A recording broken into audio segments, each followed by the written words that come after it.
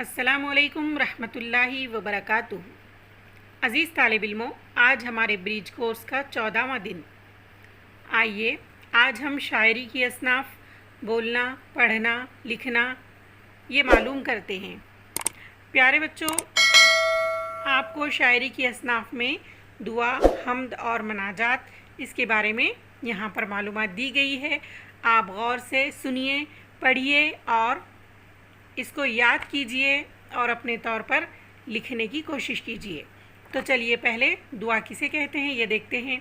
हर बंदा अल्लाह ताला की बारगाह में हाथ उठाकर उसकी मदद चाहता है। अल्लाह के सामने गिड़गिड़ा कर मांगने को दुआ कहते हैं। इसी तरह हम्द अल्लाह की तारीफ़ को कहते हैं। ऐसी नज़्म जिसमें अल्लाह की सिफ़ात, उसकी पाकी, उसकी बुज़ुर्गी और उसके रहम व करम का ज़िक्र होता है। इसी तरह मनाजात ऐसी नज़्म को कहते हैं जिसमें हम्दो सना के बाद अल्लाह से दुआ की जाती है।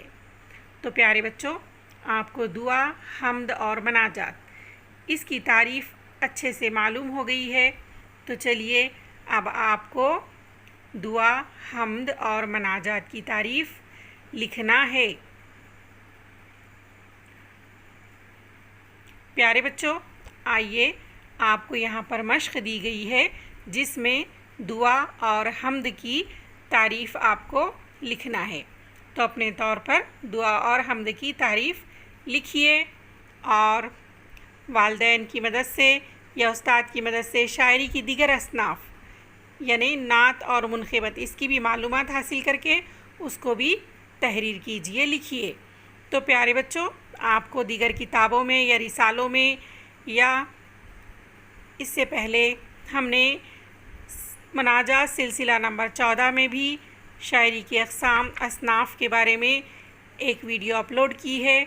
उसको सर्च करके आप उसमें से नात और मुनक़िबत की मालूमात ले सकते हैं।